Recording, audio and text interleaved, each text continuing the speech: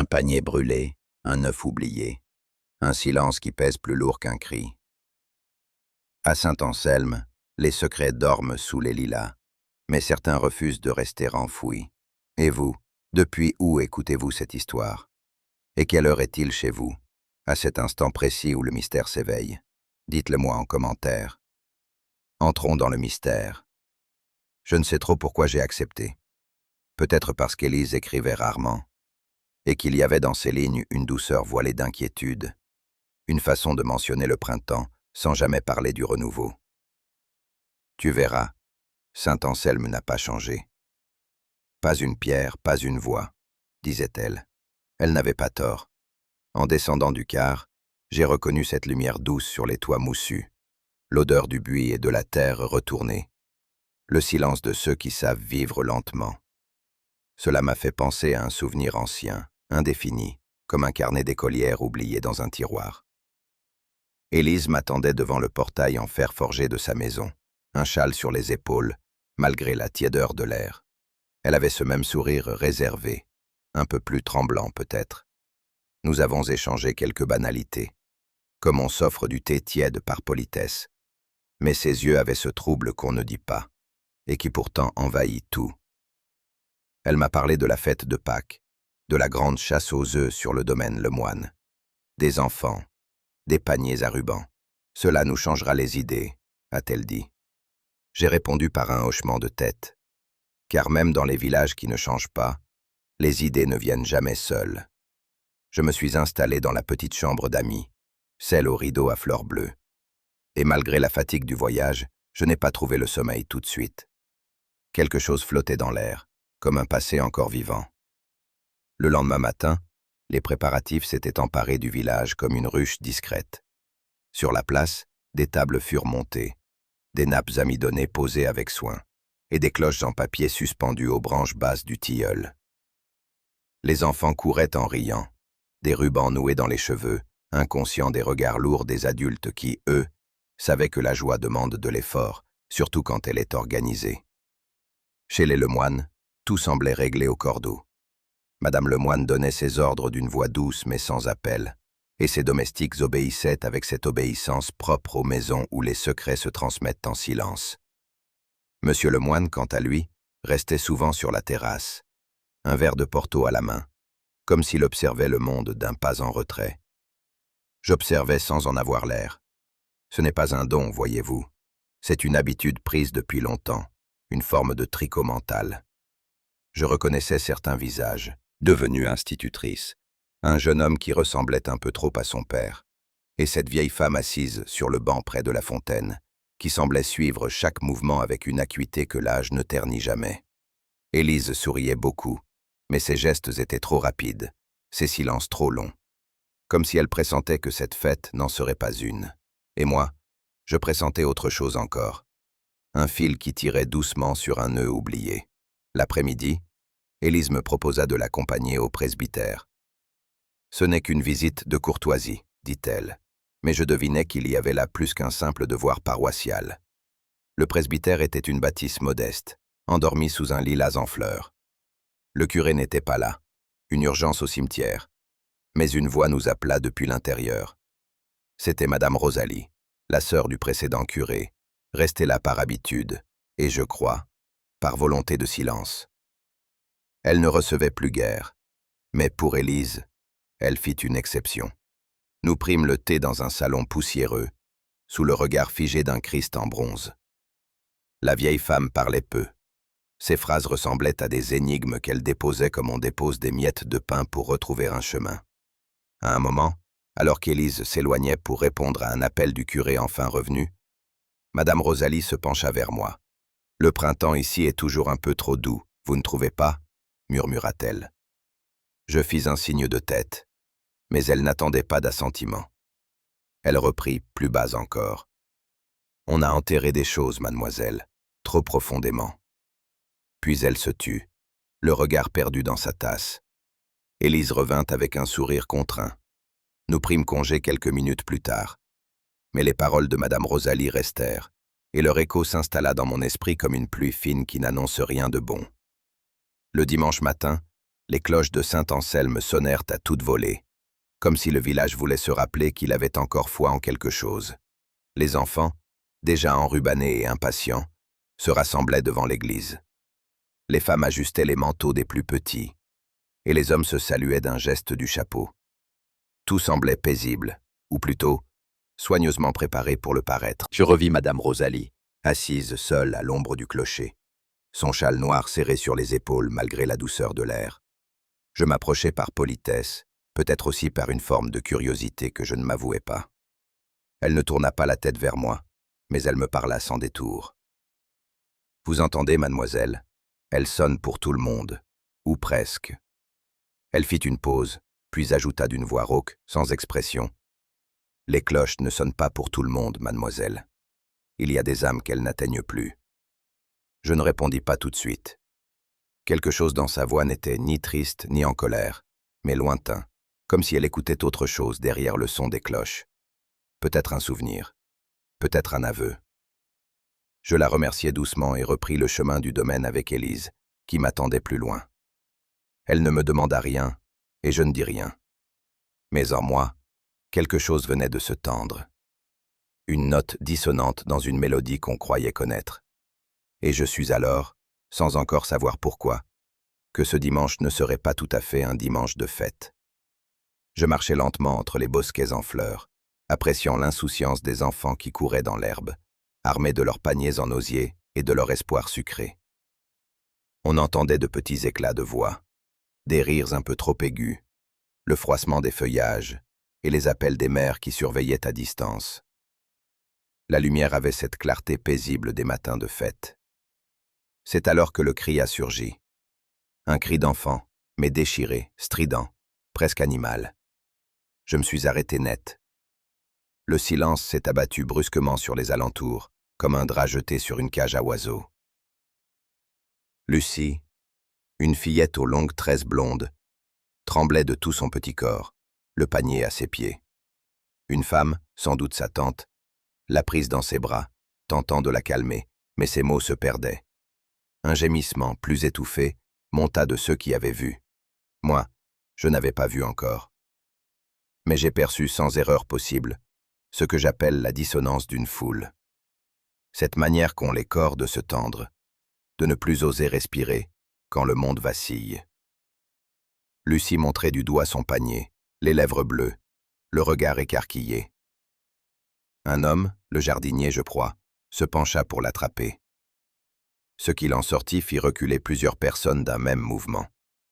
Sous les papillotes brillantes, entre les œufs en chocolat, on distinguait une tache rouge. Et plus profondément niché, un fragment grisâtre, irrégulier, qui ne devait pas être là. Je ne pus détacher mes yeux de la scène. Il ne s'agissait pas d'un jeu mal tourné. Quelqu'un, ici, avait placé ce fragment d'horreur dans le plus innocent du jardin bascule dans une agitation désordonnée. Les enfants furent ramenés précipitamment près du perron, certains en pleurs, d'autres tétanisés, les paniers désormais abandonnés ou brisés à terre. Une des maîtresses s'est affaissée sur le banc, blanche comme une hostie oubliée sous la pluie. Madame le moine, raide et droite, s'approcha de Lucie et prononça des mots que je ne compris pas, ou peut-être ne voulus-je pas les entendre. Elle caressait les cheveux de l'enfant d'un geste mécanique, les yeux fixés sur le panier qu'un domestique avait recouvert d'une nappe. Autour d'elle, les femmes s'agitaient, les hommes murmuraient. Personne ne semblait savoir quoi faire. Monsieur le moine, quant à lui, faisait claquer des ordres brefs. Qu'on fasse rentrer les enfants, qu'on appelle le médecin, qu'on prévienne la gendarmerie. Sa voix portait, mais sa main tremblait. Je n'avais pas bougé. Élise s'était rapprochée de moi, son bras frôlant le mien. Je sentais sa tension à travers le tissu de sa manche. Il y avait dans ce désordre quelque chose de trop contenu pour être spontané. Une panique trop maîtrisée, comme si certains savaient exactement ce qu'ils ne devaient pas dire. Et moi, je regardais les visages. Non pas ceux qui criaient, mais ceux qui se taisaient. L'arrivée du maréchal des logis Bonnefoy, avec son jeune adjoint à peine rasé, provoqua un repli immédiat des bavardages. Les villageois se dispersèrent lentement, comme un nuage se délite au vent. Le panier, toujours recouvert, fut isolé à l'ombre d'un platane, et les enfants tenus à distance. Je connaissais vaguement Bonnefloyd de nom.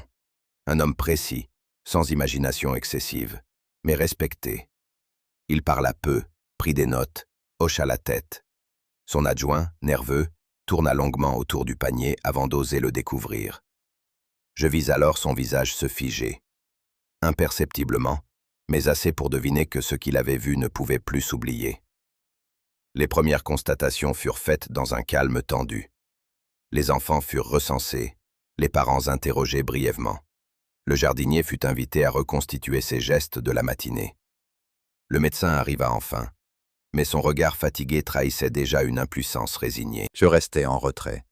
Je n'étais pas ici chez moi, et la prudence est parfois mère de clarté. Pourtant, j'observais. Les regards échangés, les lèvres serrées, la façon dont certains s'écartaient instinctivement de la famille Lemoine, comme on s'éloigne d'un poêle encore tiède après un incendie. Le panier contenait quelque chose de bien plus lourd que ce qu'il semblait, et ce poids commençait déjà à se déplacer dans les consciences. On allait presque croire que tout était retombé, que le calme pouvait revenir, lorsqu'un autre enfant, un garçonnet trop grand pour son âge, au visage rougi par la confusion, approcha timidement avec son panier resté intact. Il le tendit au maréchal avec hésitation.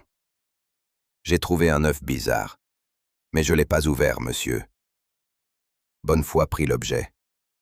Un œuf en plastique, doré, orné d'un ruban défait. Rien d'étrange à première vue, si ce n'est qu'il ne ressemblait à aucun de ceux distribués le matin même. Il l'ouvrit d'un geste lent. À l'intérieur reposait une bague. Une large bague d'homme, ancienne, sans éclat mais soigneusement polie. Gravée à l'intérieur. Il y eut un silence plus profond encore. Certains se rapprochèrent pour voir, d'autres détournèrent les yeux. Personne ne parla. Je vis Élise alors. Elle était restée à quelques pas de moi, droite, immobile. Et je vis, ou peut-être crus-je voir, son visage changer. Très peu. Juste ce frémissement d'un coin de bouche, ce flottement du regard qui cherche à se fixer sur autre chose. Elle ne dit rien, mais ses mains se refermèrent lentement, comme pour cacher une douleur invisible. Bonnefoy leva les yeux. « Quelqu'un reconnaît cette bague ?» demanda-t-il. Aucune réponse. Madame Lemoine fit non de la tête. Monsieur Lemoine fixait le sol avec intensité, comme si une réponse pouvait en jaillir. Mais moi, je savais que ce genre d'objet n'apparaît pas par miracle. Il fallait l'avoir voulu, l'avoir dissimulé. La gravure, je ne pus la lire d'où j'étais. Mais j'étais presque certaine qu'elle contenait un nom, et qu'Élise, elle, le connaissait déjà. L'œuf doré, dans sa perfection incongrue, avait éclaté quelque chose de bien plus fragile que la paix d'un jardin. Il avait brisé la mémoire. Le lendemain matin, j'ai profité du calme revenu pour rendre visite à Madame Nolin, la couturière à la retraite. Élise m'y avait encouragé. Elle sait tout ce qui se dit ici sans jamais le répéter. Cette réputation-là, dans les villages, tient parfois lieu de notoriété. On s'en méfie autant qu'on s'y confie. Elle m'accueillit avec une cordialité discrète, presque inquiète, et m'installa devant une tasse de thé trop infusée. Ses gestes étaient précis, comme s'il s'était habitué. Un savoir vaste, enfoui dans des décennies de vie cousu main.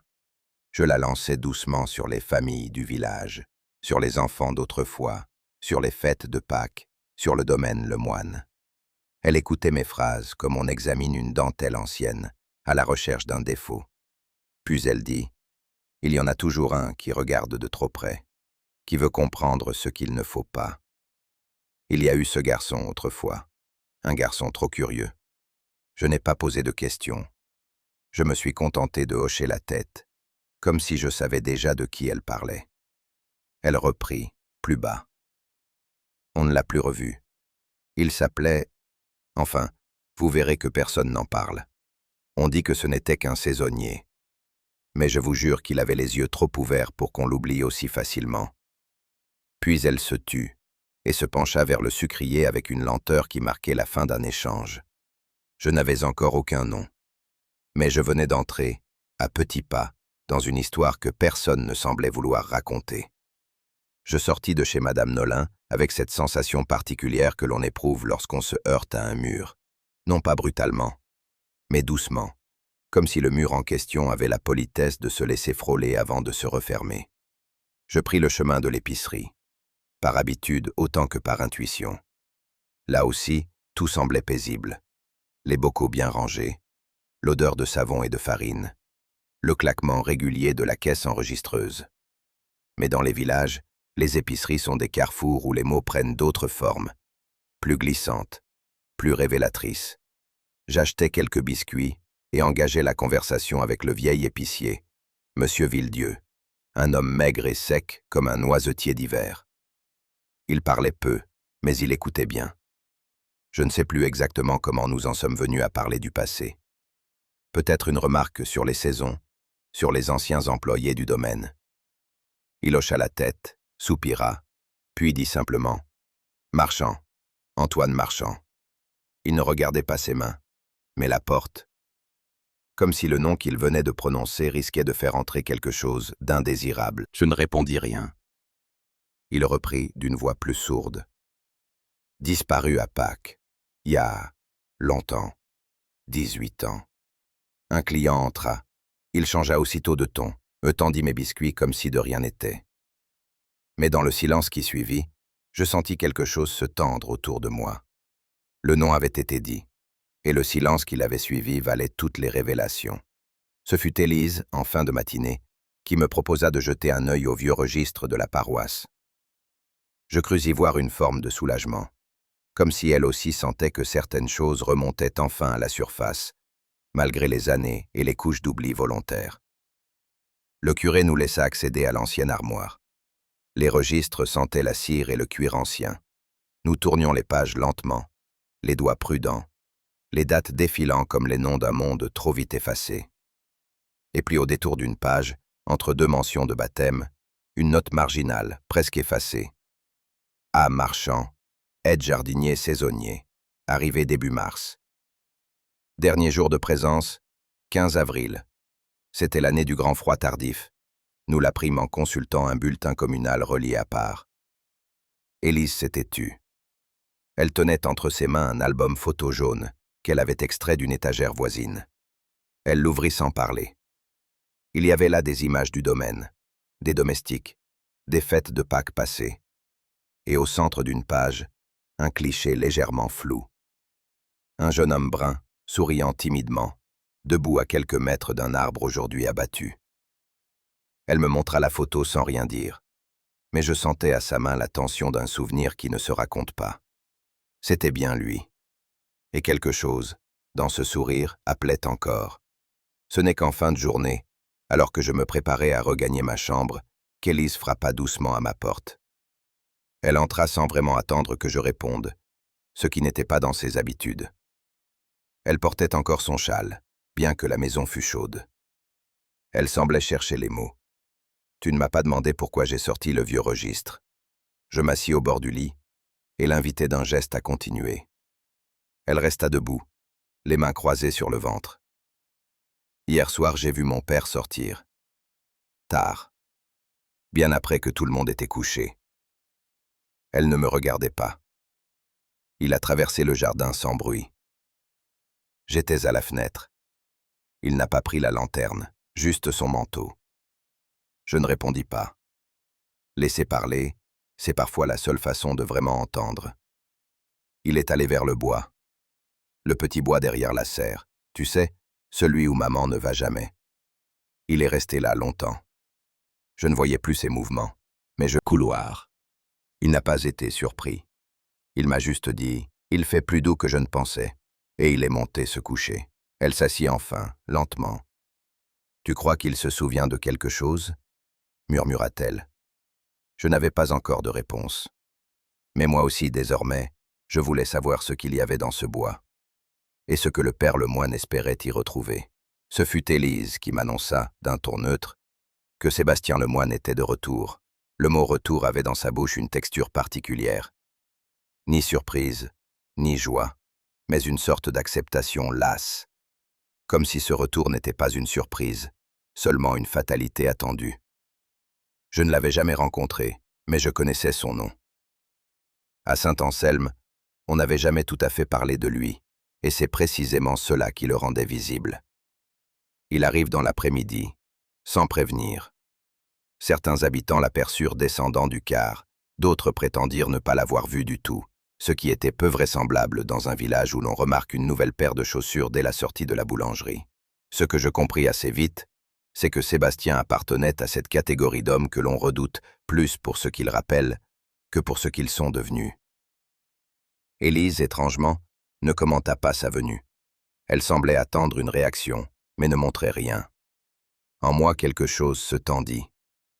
Il y avait dans cette arrivée une forme de ponctuation, une virgule ou un tiret, dans un récit qu'on tentait de refermer.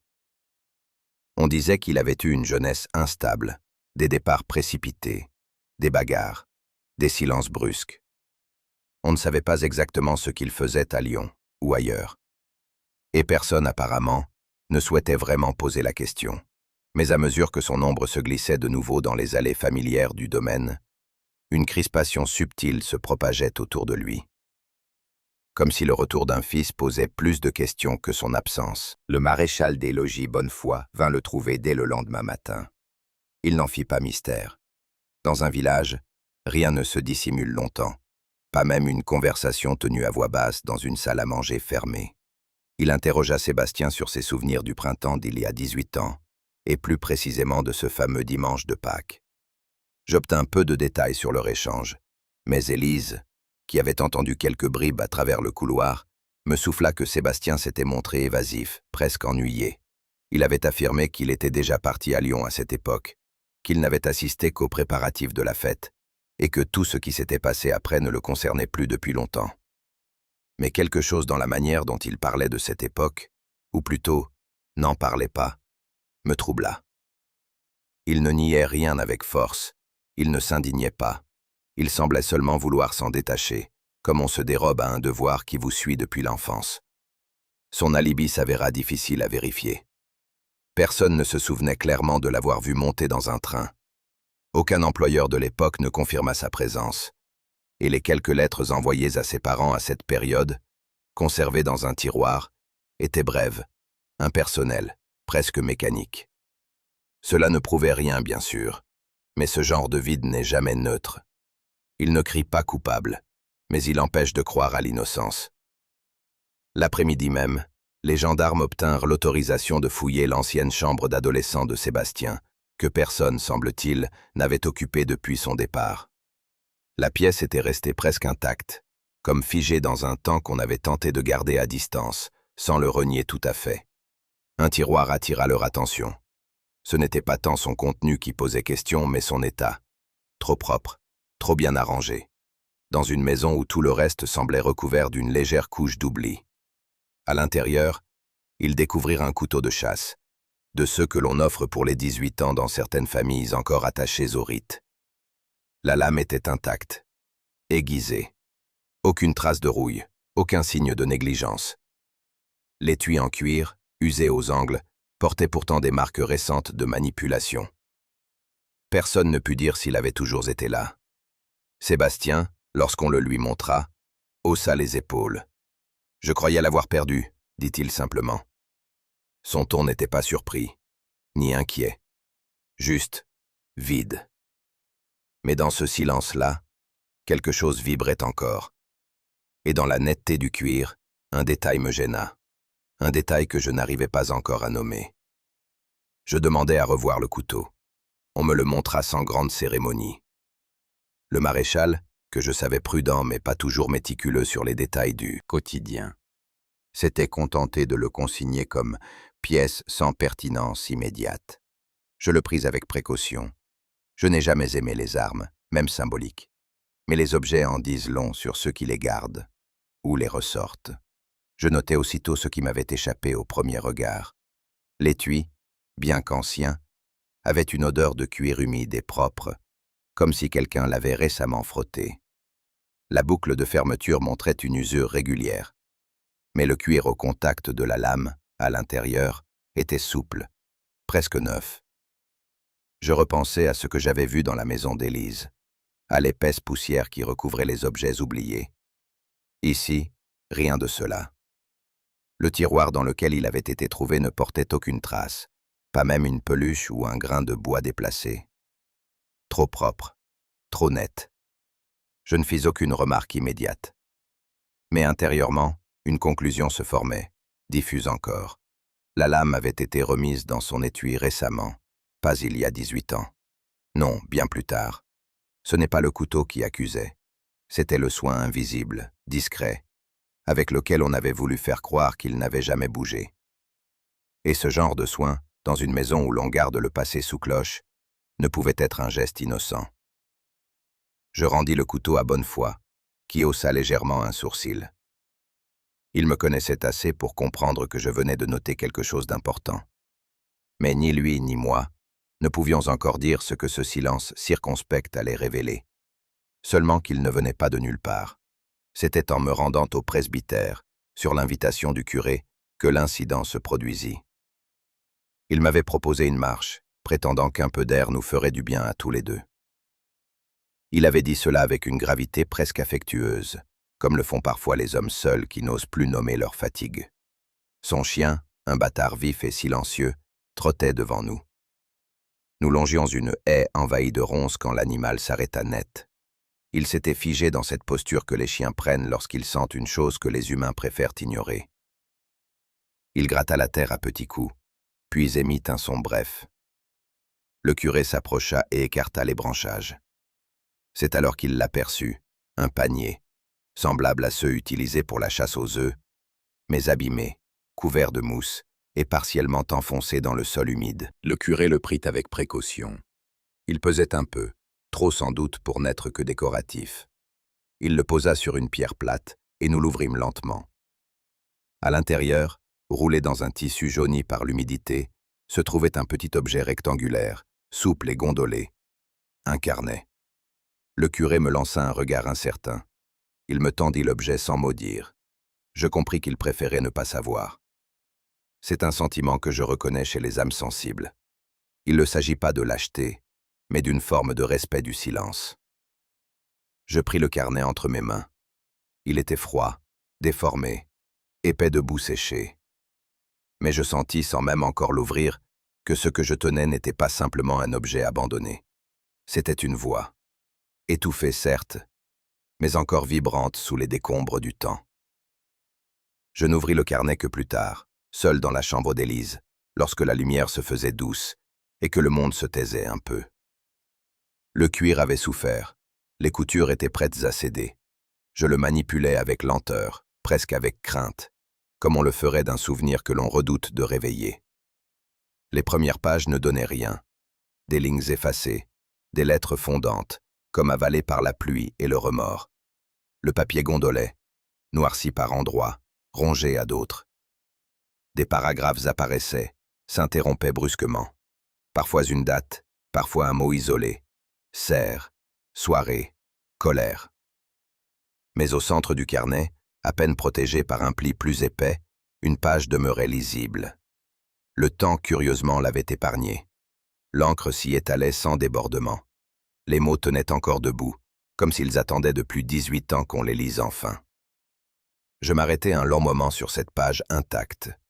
Ce n'était pas la clarté du texte qui m'émut d'abord, mais la tension palpable dans le tracé. Une main hésitante, mais résolue. Une voix faible, mais déterminée à être entendue. Je n'étais pas certaine encore de vouloir la lire jusqu'au bout. Mais il était trop tard. Ce genre de mots ne vous laisse jamais revenir en arrière.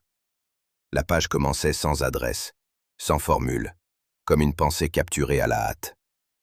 Les lignes étaient droites, mais la pression du stylo variait, trahissant l'état d'esprit de celui qui écrivait. Je lus lentement, presque à voix haute, bien que personne ne m'écoutât. Je dois le dire à Élise. S'il m'arrive quelque chose, elle saura pourquoi. Je ne peux pas garder ça pour moi. Il croit que je vais me taire, comme les autres. Mais je ne suis pas né pour me courber. J'ai vu. Je sais ce que j'ai vu. Et je ne partirai pas sans le dire. Il n'y avait pas de nom. Pas de date précise. Juste cette phrase, répétée à la fin comme un murmure obstiné, avait changé de nature. Il n'était plus apaisant, mais chargé. Il contenait désormais un poids, une attente, une voix étranglée qui, au lieu de se taire, semblait hurler en sourdine. Élise. Elle était donc liée à cela. d'une manière ou d'une autre. Non pas coupable, je n'en croyais rien, mais présente, impliquée, témoin d'une vérité qu'on lui avait peut-être volée ou qu'elle avait choisi de ne jamais réclamer. Je fermais les yeux un instant. Ce genre de phrase, couchée sur le papier en secret, laisse toujours des traces dans ceux qui les lisent. Et je sentais en moi quelque chose se déplacer, comme si une pièce du passé, jusqu'alors dissimulée, venait de se remettre lentement en place. Ce n'est qu'après un moment que je remarquai la signature. Elle était presque effacée, à demi rongée par le bord mouillé de la page. Mais les lettres subsistantes formaient un contour familier. À Marchand. Je restai immobile. Non par surprise, car au fond de moi je le savais déjà, mais parce que lire un nom, c'est faire exister de nouveau celui qui le porta. Le prénom ne suffisait pas. Ce fut le nom qui frappa. Le patronyme éteint d'un garçon que l'on avait soigneusement effacé de toutes les conversations, de toutes les mémoires officielles, et qui pourtant avait laissé ici la preuve irréfutable qu'il avait vécu, senti, eu peur, voulu parler. Plus bas, presque sur la marge, un dernier mot, griffonné à part, plus appuyé que les autres.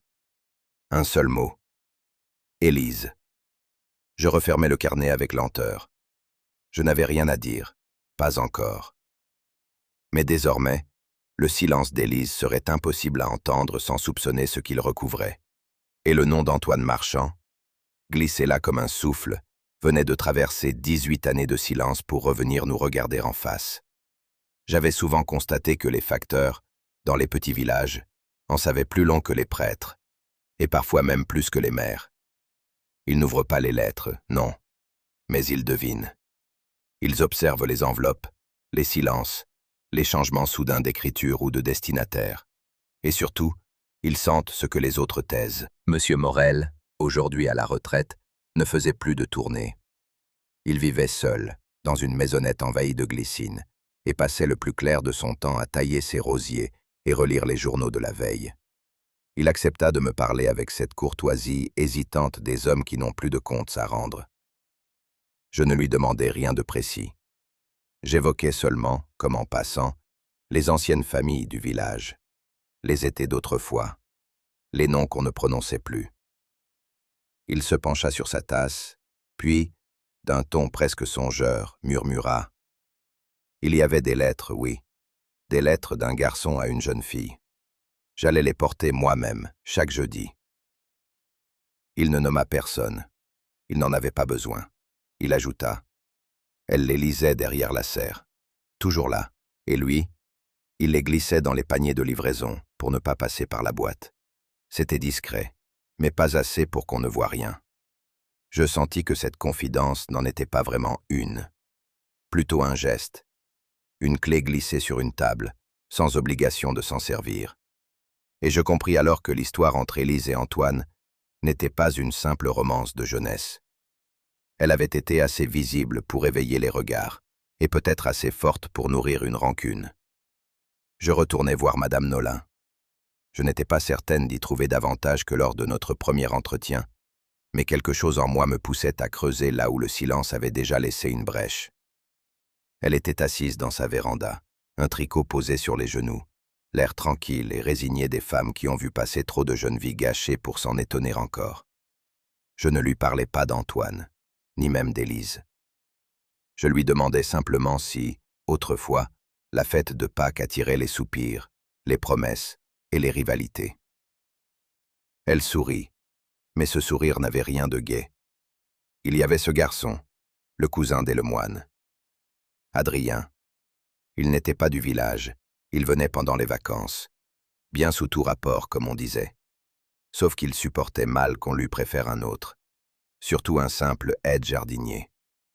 Je ne dis rien, mais elle sentait que je comprenais. On l'a vu sortir du bal, un soir, furieux. Elle dansait avec l'autre, voyez-vous. Rien d'ostentatoire, mais c'était clair. Trop clair peut-être, et il n'a pas supporté. Elle reprit son tricot, comme si elle venait de terminer un rang pénible.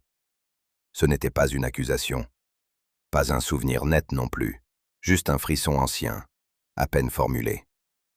Mais dans ce genre d'histoire, les ombres s'accrochent au non-dit. et les jalousies oubliées ont parfois les racines les plus profondes. Il me fallut insister un peu pour que l'ancien jardinier du domaine accepte de me parler. Déformé, mais ses yeux restaient vifs.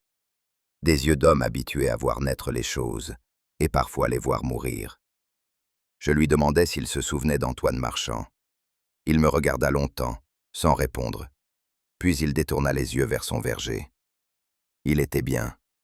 Trop bien pour rester, peut-être. Il avait le regard droit. C'est pas toujours une qualité, dans certaines maisons. Je lui posai une autre question, plus directe. Avait-il eu des problèmes avec quelqu'un? Il haussa les épaules. Une fois. Je les ai vus, près de la serre. C'était le soir. Il y avait un homme avec lui, un homme plus âgé. Ça parlait fort. J'ai pas entendu les mots, mais l'air autour était tendu. Comme si quelque chose devait se casser. Je lui demandai s'il savait qui était cet homme. Il baissa la tête. Je préfère pas dire de bêtises, mais je crois qu'il ne venait pas du village. Je compris qu'il ne dirait rien de plus. Peut-être par prudence, peut-être parce qu'il avait déjà trop vu, et qu'à son âge, on choisit les silences qui protègent. Mais cette scène, même floue, ajoutait une épaisseur nouvelle à ce passé brisé. Quelqu'un, ce soir-là, avait levé la voix. Et peut-être autre chose aussi. En fin d'après-midi, alors que le ciel virait lentement vers l'ocre, Élise me trouva dans le salon, assise près du feu éteint. Elle tenait une enveloppe dans la main, blanche, fine, presque banale. Mais son visage ne l'était pas. Il avait cette rigidité que j'avais vue autrefois chez des femmes qui découvrent que le passé a décidé de ne pas mourir tout à fait. « Je l'ai trouvé sous ma porte », dit-elle simplement. Elle me tendit l'enveloppe. Elle n'était ni cachetée, ni froissée. À l'intérieur, une feuille pliée en deux, sur laquelle une seule phrase avait été tracée à l'encre noire, d'une écriture sèche et penchée. « Vous saviez, vous avez menti. » Pas de signature, pas de date, rien d'autre. Je vis sa main trembler légèrement en repliant le papier.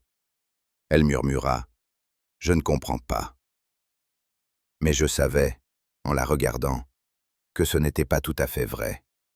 Ce genre de mots ne trouble pas autant lorsqu'ils sont injustifiés. Je ne la questionnais pas. Je me contentais de lui dire que quelqu'un, quelque part, souhaitait raviver ce qui avait été scellé. Et que cette phrase, aussi sèche fût-elle, ouvrait un gouffre.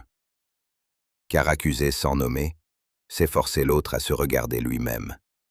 Et parfois, c'est ce miroir-là qui fait le plus de mal. Après le trouble causé par la lettre anonyme, je ressentis le besoin de m'éloigner quelque peu, non par fuite, mais pour mieux entendre ce que les choses, et non les gens, avaient encore à me dire. C'est un vieux réflexe, sans doute hérité de ma jeunesse. Marcher quand les mots deviennent trop confus, se taire pour que les silences parlent enfin. Mes pas me conduisirent, presque malgré moi, vers le jardin d'hiver. Il était à l'écart, à moitié oublié derrière une haie de buis déformée par les anses. On n'y allait plus. Et pourtant, tout y paraissait trop bien contenu. Les glycines, notamment. Elles avaient été taillées, récemment, trop proprement, trop prudemment. Je ne crois pas au hasard lorsqu'il se manifeste dans des lieux abandonnés. Le sol, irrégulier, semblait avoir bougé par endroits. Les murets bas, à moitié écroulés, formaient un dessin étrange, presque symétrique, comme si quelqu'un avait tenté de reconstituer un plan que la nature, pourtant, refusait de suivre.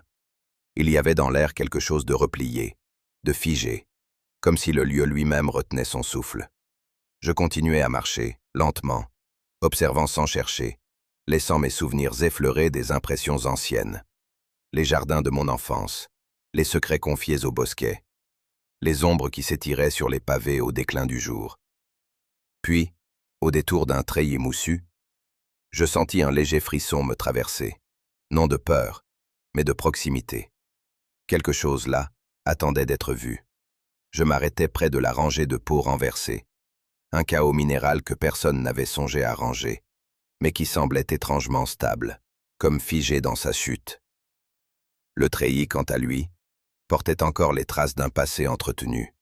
Les attaches avaient été remplacées, les lianes contraintes.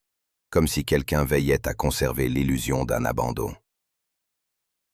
Je contournai lentement l'amas, laissant mes doigts frôler les pierres usées. Là, une dalle m'apparut différente. Non par sa forme, elles étaient toutes irrégulières, mais par son inclinaison. Elle semblait s'être soulevée, ou plutôt, avoir été replacée à la hâte. Je m'accroupis, avec cette lenteur prudente. Dessous se dessinèrent les premières marches d'un escalier étroit, grossièrement taillé dans la roche. Je ne descendis pas. Je restai là, immobile, le regard plongé dans cette ouverture muette. Ce n'était pas une cave ordinaire. Ce n'était pas un oubli. C'était un repli. Un lieu que quelqu'un avait tenu à recouvrir, mais non à effacer. Et je sus que ce que j'avais devant moi n'était pas un secret de plus, mais peut-être celui que tous les autres tentaient de masquer. Je ne revins pas seul. Le lieutenant Collin, que j'avais appris à connaître pour sa patience et pour son scepticisme tempéré d'intuition, accepta de me suivre, sans me demander pourquoi. Il avait ce respect instinctif pour les silences qui en disent long, et sans doute aussi cette curiosité que les hommes d'uniforme dissimulent sous leur devoir. 2 gendarmes descendirent en premier. Je restai en haut, les mains jointes, les yeux fermés un instant. J'avais vu trop de choses, au fil des années, pour me protéger encore de l'inévitable. Quand le plus jeune revint à la surface, il ne dit rien tout de suite. Il secoua simplement la tête, comme s'il s'était heurté à quelque chose de plus ancien que la peur. En bas, au fond de cette cavité sans nom, un espace avait été muré, grossièrement, et derrière le mur, un corps. Ou plutôt ce qu'il en restait. Un squelette, replié sur lui-même, comme si la position avait été choisie, ou imposée. Il ne s'agissait pas d'un effondrement, ni d'une mort naturelle. Le corps avait été placé, enveloppé de morceaux de tissu rongés, dans une terre ancienne qui, paradoxalement, semblait l'avoir protégé plus que détruit. Personne ne prononça le mot, pas encore, mais tous pensèrent à la même chose.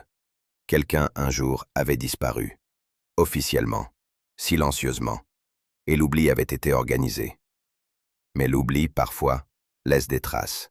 Je demandais à voir ce que l'on avait retrouvé près du corps, pas par curiosité morbide, mais parce que certains objets, mieux que les témoins, parlent, même après des décennies.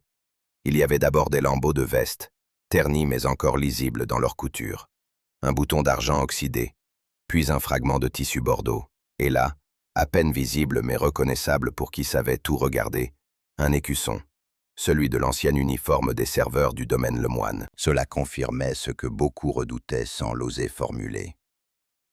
Mais ce ne fut pas cela qui me saisit le plus. C'était la bague, simple, masculine, un anneau d'acier terni, trouvé dans la terre, à quelques centimètres de l'épaule.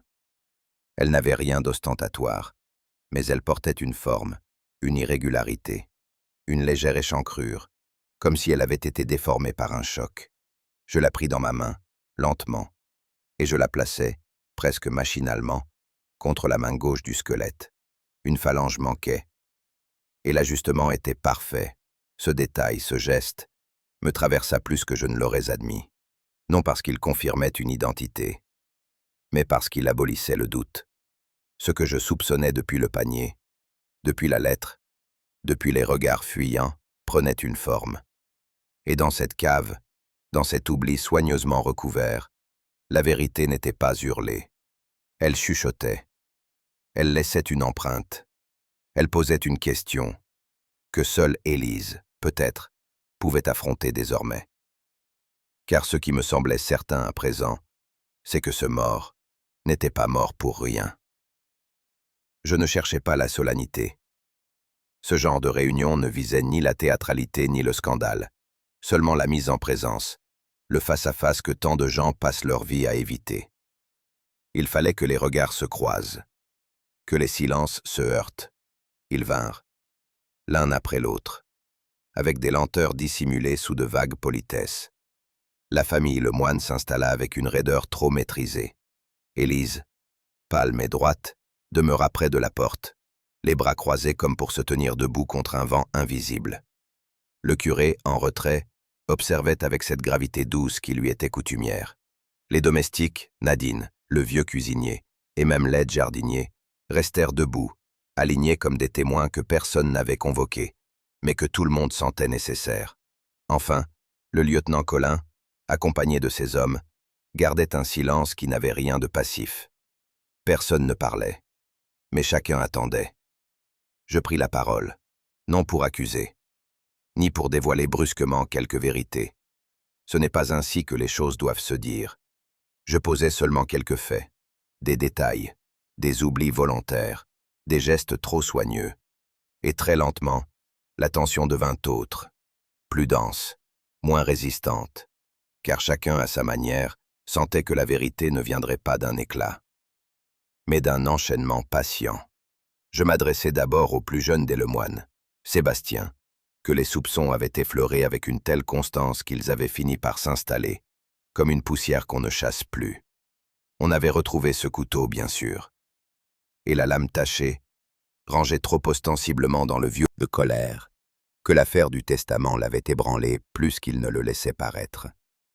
Certains avaient même évoqué des dettes discrètes, un refus d'obéir à son père, un goût pour les ruptures. Mais tout cela ne suffisait pas.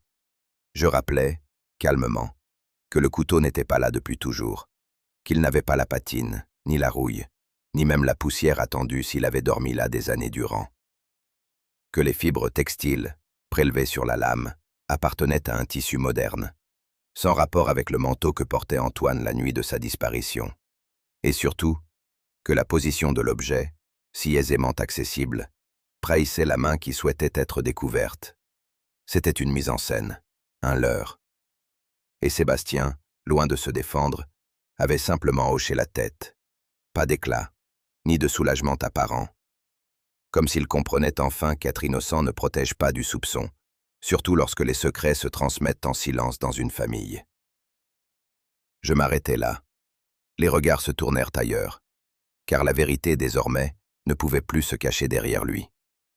Je repris d'une voix égale, comme si je tissais une dentelle ancienne, en renouant des fils depuis longtemps cassés. Il y avait eu une nuit, une scène, une douleur d'abord tue, puis figée. Et le nœud de toute cette histoire se trouvait là, dans le regard d'une mère sur sa fille. Madame Lemoine, jadis femme forte dans les cercles caritatifs du diocèse, n'avait jamais élevé la voix. Elle préférait l'ordre, la mesure, les alliances bien pensées. Elle avait survécu à la guerre, à la pénurie, à la lente disparition du prestige. Mais il y a des blessures que l'histoire ne fabrique pas, et qu'une famille seule entretient. Elle avait surpris un soir Antoine et Élise ensemble. Pas dans un geste inconvenant, non. Ce fut pire. Elle avait vu dans les yeux d'Élise quelque chose qu'elle n'avait pas prévu. Un attachement vrai. Un lien qui échappait aux conventions, aux attentes, aux règles qu'elle avait érigées comme rempart. Et cela, elle ne le supporta pas. Dans le petit salon, désert à cette heure, elle était entrée sans bruit. Le tisonnier, resté près de l'âtre, avait été saisi presque sans conscience. Le geste fut bref, mais il ne fut ni accidentel, ni incontrôlé. Il fut décidé. C'est son mari, Monsieur Lemoine, qui comprit avant elle l'ampleur de ce qu'elle avait fait. C'est lui qui couvrit le corps, qui organisa le silence, qui fit creuser cette cave maudite en feignant la restauration du cellier. C'est lui aussi qui éloigna Élise quelques semaines, puis encouragea son séjour à Paris. Il croyait protéger son épouse. Mais en vérité, il la condamnait à vivre dans une maison pétrifiée.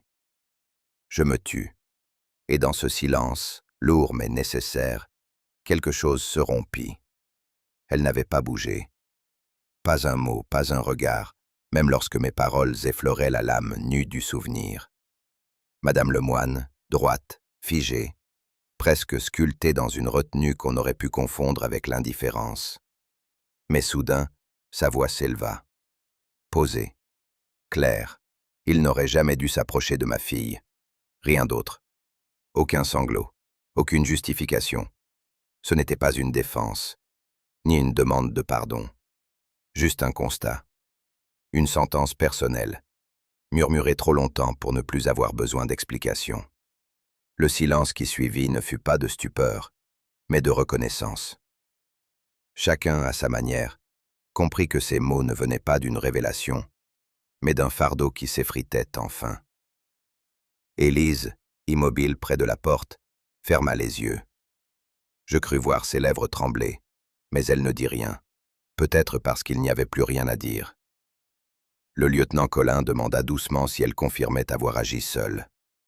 Elle acquiesça d'un léger mouvement de tête. Puis, se tournant vers lui, ajouta simplement « Mon mari est mort depuis 6 ans. Et moi, je suis déjà morte depuis 18. » Elle n'opposa aucune résistance, mais dans ses mots, dans son maintien, je sentis non une défaite, mais un soulagement tragique. Comme si, enfin, quelque chose en elle avait trouvé forme, même s'il ne restait plus de place pour le réparer. Le curé murmura une prière.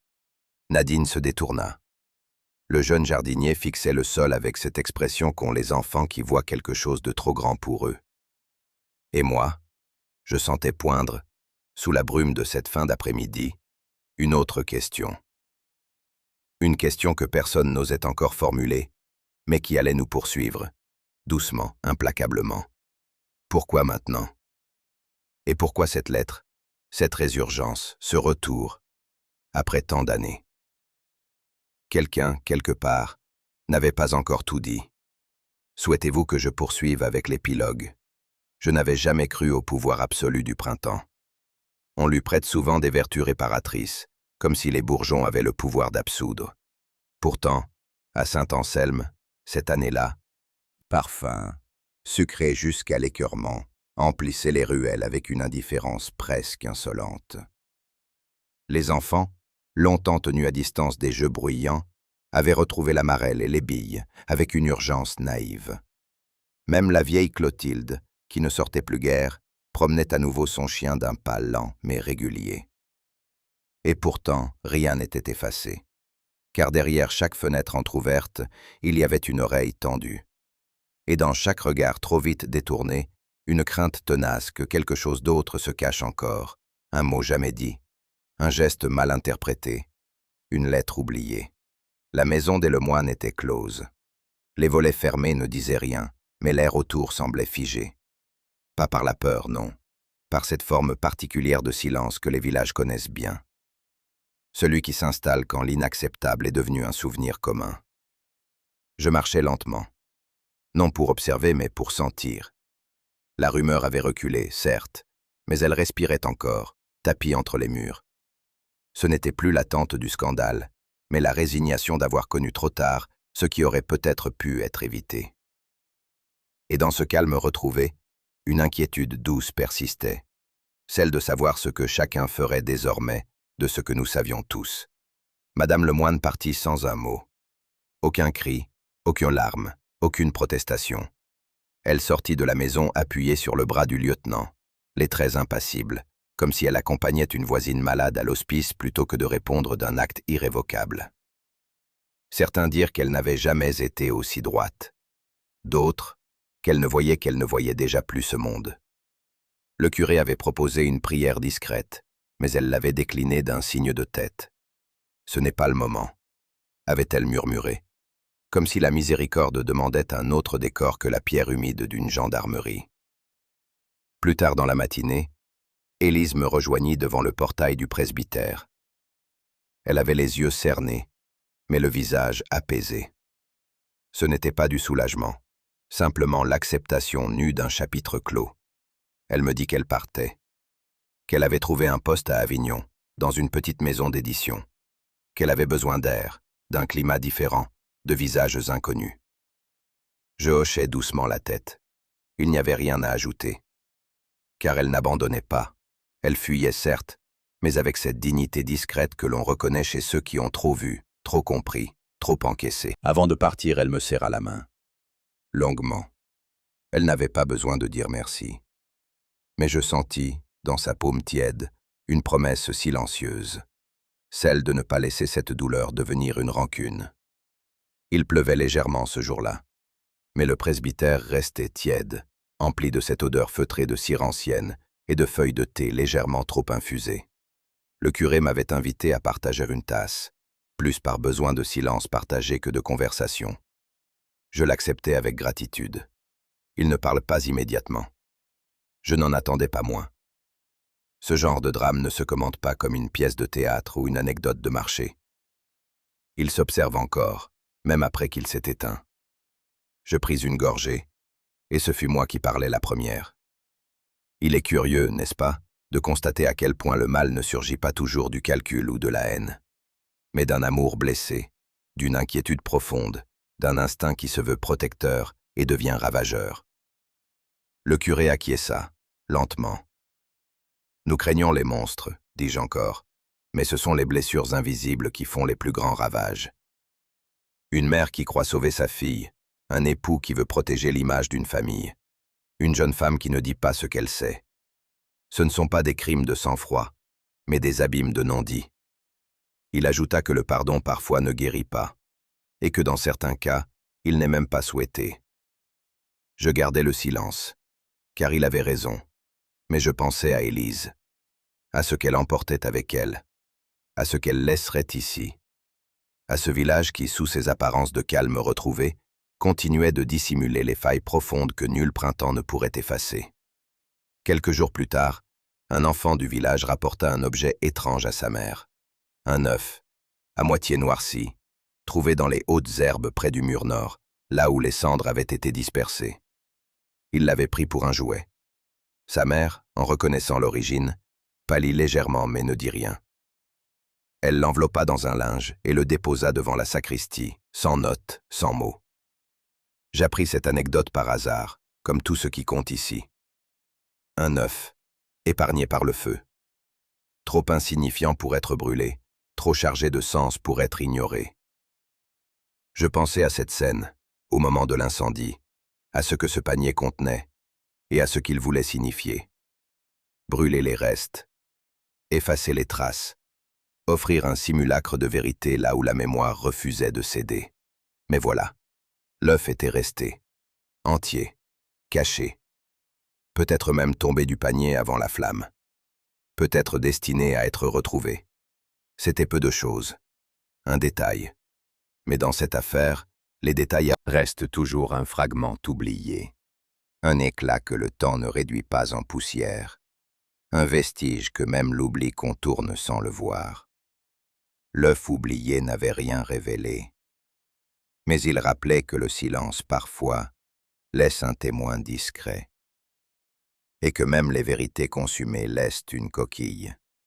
Et ainsi, à Saint-Anselme, le printemps a repris ses droits. Mais certains parfums, certaines ombres, ne s'effacent jamais tout à fait.